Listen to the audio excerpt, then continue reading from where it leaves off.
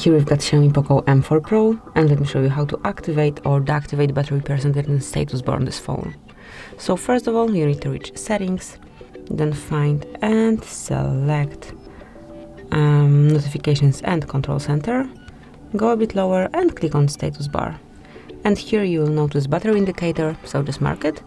And you will notice three possible options. So you can have graphic icon only, then you can put the current battery level inside the battery icon or right next to the battery icon. Just pick the way you prefer to have it displayed. I will leave it this way. Thank you for watching. Please subscribe to our channel and leave the thumbs up.